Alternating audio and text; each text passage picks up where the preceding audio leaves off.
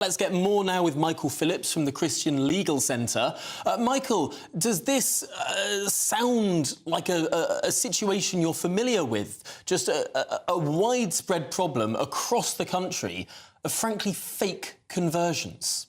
Yeah, it is a problem, and I think it's probably a far bigger problem than, in fact, we're aware of, because at this point in time, a lot of the evidence which is going to be given to the House of Commons is going to be from the Church of England, maybe from the Roman Catholic Church, but there's a whole raft of non-conformist churches as well where this issue is also happening. And this is something as well that I've seen myself. Even I went into a barber shop the other day, two men in there were both Iranian, and they said, yes, I used to be a Christian, but then I got my asylum, is what I was told. So I think it is a real problem. And I think part of the problem is this, is that a lot of the people who are giving out these baptisms, like Sweeties, aren't really perhaps Christians themselves. They don't know really what it is to be a Christian.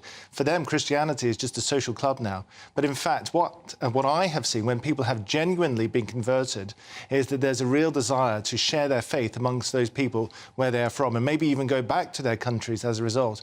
And that is what Christianity is about. It's about a changed heart, such that people are prepared to give their lives for their new faith. And these guys are not prepared to do that, I'm afraid. Is this not a problem with the law as it is? Should conversions, once you're in this country, after you've already put in an asylum claim and had it rejected, should conversions to Christianity just not even be on the agenda? They shouldn't be part of the decision process. That shouldn't be, a reason to accept someone. I don't think it's really a problem with the law, from what I have seen.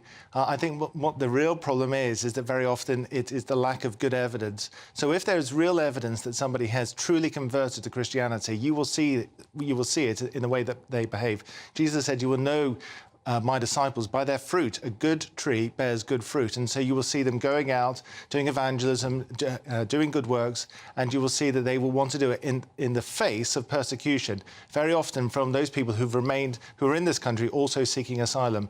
And I think that if there's some good evidence from maybe their pastor or vicar, and like the chap was saying, who was giving evidence to the select committee, he puts them on a course, and then at the end of the course, then they can be baptised. But a lot of these people are not prepared to wait, and they'll just go along to someone else, another church, where really they're just handing these conversion certificates out like Sweeties. But we know that the Church of England in particular, but many churches across this land, are seeing dwindling congregations.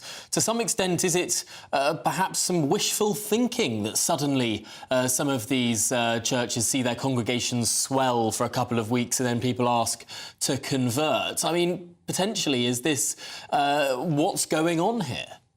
That is what's happening. I think a lot of people don't, so those vicars in question, they don't really understand what it's like to become a Christian in places like Iran. And the irony is that I've sometimes represented people who have genuinely converted, and sometimes they run up in problems at the Home Office and before the tribunals. You say, no, you're not a true convert because you can't recite all the apostles, or you can't name all the books in the Bible and things like that. And they have these ridiculous tests. No, the real test is, are you changed in your heart, and is that manifesting in your everyday life? And these guys, maybe they've gone through the waters of baptism and they've got a slightly gullible priest to sign them off, but really they haven't been changed. And what really needs to happen is there needs to be a process whereby these people say, no, I fully reject my former way of life. I fully reject my former religion, and prepared to say that publicly. Jesus was baptised publicly, and these people need to publicly proclaim their new faith and their rejection of the old. And I think if we did that, we would definitely see the numbers drop off very significantly. Really, really interesting point there. Well, Michael Phillips, thank you very much for joining us from the Christian Legal Centre.